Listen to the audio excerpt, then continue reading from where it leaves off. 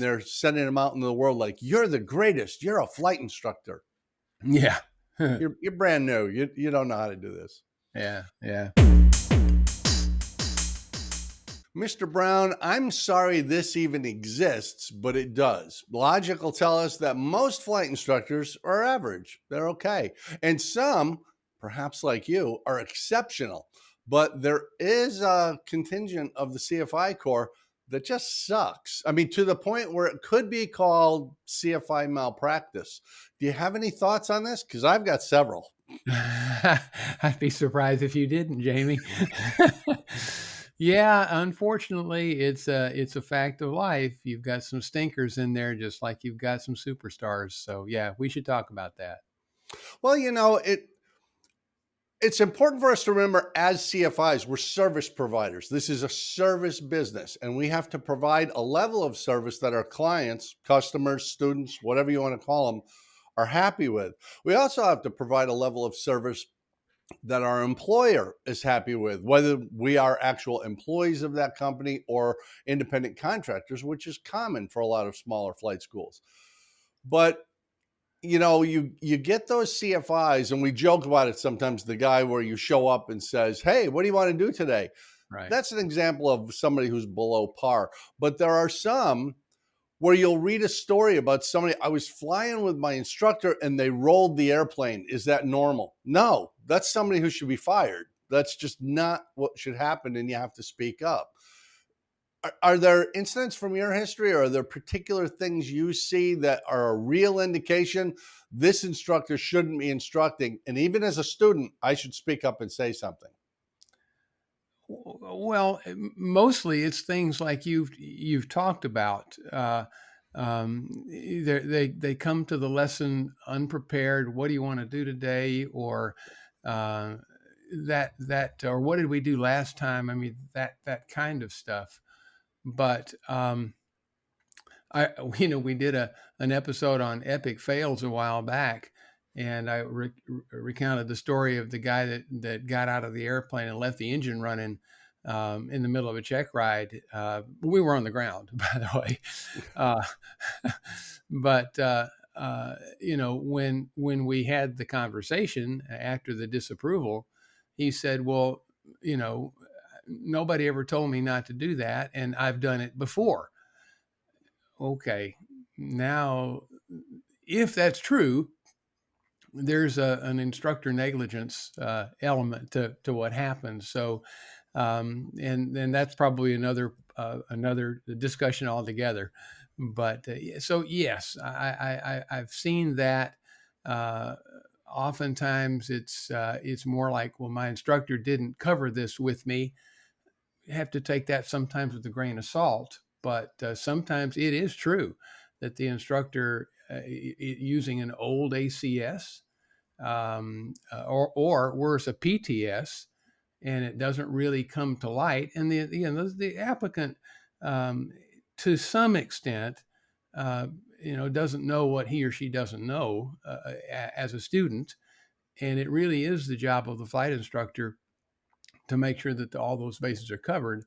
So, I can give the student a little bit of a pass, and I mean a little bit of leeway is probably a better way to put it.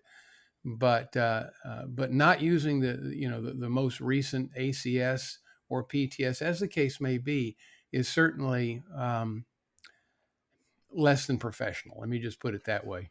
Well, and even, part of the challenge, Pat, is when we start learning to fly. It was true for both of us. It's true for almost everybody. You go in and you know virtually nothing other than I want to learn to fly. And you meet this flight instructor who you're probably assigned to. You didn't pick them. And you just assume, well, they're on top of things. They're here. They're working. They must be pros. It's perfectly okay to interview your prospective instructor. You should. What's your experience level? How long have you been doing this? How many hours have you been instructing? Can I see your CFI and your commercial certificate? Do you have a mentor? And if you do, could I meet them? All these things imply a level of professionalism because let's face it, I mean, we've both run flight schools.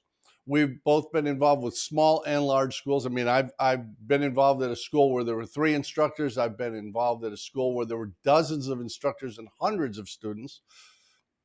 There's a lot of similarity between those, but even the school has to be able to protect itself against, for lack of a better term, posers who are pretending they have skills and abilities they don't, or somebody who's busted multiple check rides but somehow got through and now I want to work for you. Have you ever, I mean, running a flight school, do you like call their prior instructors or call an examiner they had or do any kind of research on them? My flight school was a little bit of a different situation in that the instructors that I hired were were all people that I knew and that I had previous experience with, and That's none the of ultimate. whom, yeah, That's the best situation. You've got yeah, people you've got personal history with. yeah, and none of whom, by the way, were time builders. And there's nothing wrong with being a time builder as long as you're being professional about the job that you're doing as you're building that time. So our situation was a little bit different, but I think what really spawned this topic was, I think, a couple of examples that you and I discussed off camera. One being the that young flight instructor that was belittling his students on camera, on social media, and took off, and they both ended up dying. Um, Yeah. that is a real extreme example of unprofessionalism, uh, um, and inexcusable behavior from the standpoint of a flight instructor. It's hard to say what could have been done or caught perhaps in advance of that, but I would imagine that young flight instructor probably had exhibited some of that type of behavior before, and possibly the students just didn't realize that this was unacceptable, and report it accordingly. So AOPA has a guide to student pilots, a guide for student pilots, and a guide for flight schools, a guide for CFIs as well. They're all on AOPA's website, and I've got them copied on my website, HoustonDPE.com as well. Um, and the one for students specifically talks about questions that you should ask a CFI before engaging his or her services. As you said earlier, Jamie, a CFI is a service provider, and you probably wouldn't call a plumber to come to your house without being sure that plumber has the appropriate credentials, an air conditioning person, or you wouldn't want to go to a doctor that didn't have appropriate credentials, or a dentist that didn't have appropriate And a good credentials. reputation. I mean, And a not just having the tickets, but if they do this professionally, they have assumably worked with other people in the past. Has that been a good experience that ended up with the result we wanted? And there's an actionable point about this when we tell a story about like that CFI who was ridiculing his student on social media. If your CFI is on social media during your lesson, during the pre-flight brief, the post-flight debrief, or anything in between, that shouldn't be your CFI. They should be focused entirely on you, the flight, your preparation, collision avoidance, teaching and critiquing. They don't have time to be on social media. If they are, they're doing something else. And even the fact that you're criticizing a student in a public forum, even outside of the flight, that's incredibly unprofessional. Any critique should be private and just between the student and the instructor. Maybe if it doesn't get better, it involves the chief instructor, but it should never go out to the wider world. That's absolutely right. This is a life and death skill that's being taught. We have a lot of fun doing these things, and we joke around a lot, but I'm absolutely serious at this point, um, when I say that learning how to fly is a life and death thing. um, a CFI is teaching you a skill that not only could save your life but could take your life, Hmm. if as a student, if you're not taking it seriously. And from the instructor standpoint, if the instructor is not taking it seriously and realizing that this is really serious stuff, it can be fun learning, and it should be fun learning. This should be a wonderful experience, but it can be a horrible experience too.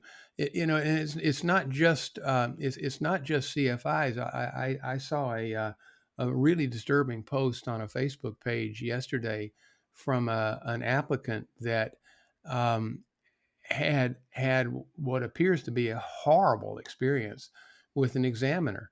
Now, granted, I'm only hearing one side of the story, but if in fact that's true, the examiner should be fired for malpractice. So it's not just CFIs. It can be even people that you would expect even a higher level of professionalism with. It's really pervasive throughout the industry. But we're focusing on CFIs, and sadly there are those that just don't take it seriously. Well, and there are really three entities involved here. We've got the flight school that has to protect itself from hiring CFIs who aren't quality people, who aren't focused on doing the job. We've got the student who has a vested interest in getting a good CFI who's really going to be dedicated to them for that block of time they've booked them. And we've got the CFI themselves. You mentioned that unfortunate story of the CFI who was flying with a student, not even his student. He was filling in for somebody. So the student had no idea what this fellow was like.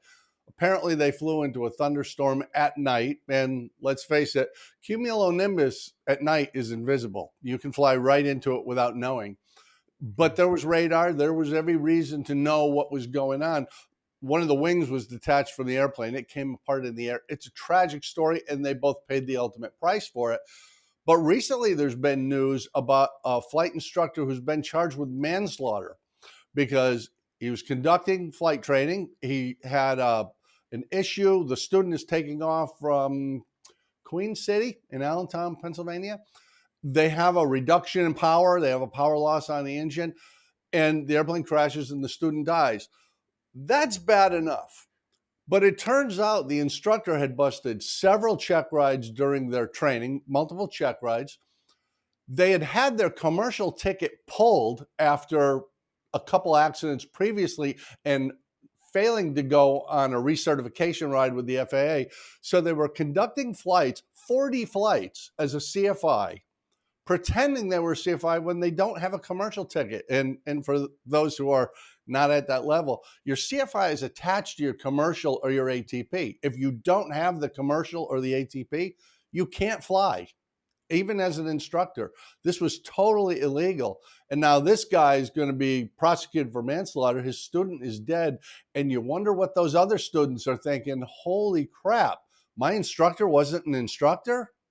Yeah, and if and certainly this is a sad and tragic story that shouldn't have happened, but the fallout, I mean, insurance rates, I mean, that's probably the least of it when you factor in the human loss and things like that.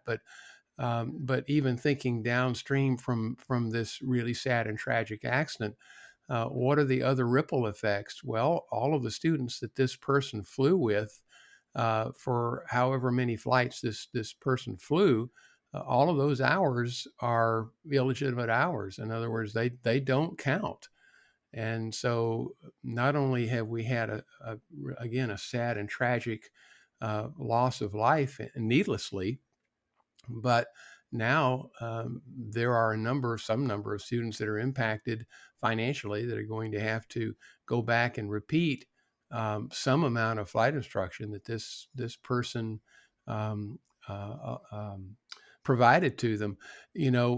Jamie, we were talking off camera about a flight school. I'm not going to name the flight school, but anybody that's probably been paying attention probably will know who it is just by the description here. But this particular flight school put out a letter to its students saying that from this point forward, if they cancel a flight because of weather, that is within the acceptable boundaries of what the school considers to be safe, they'll be charged for the time and the cancellation.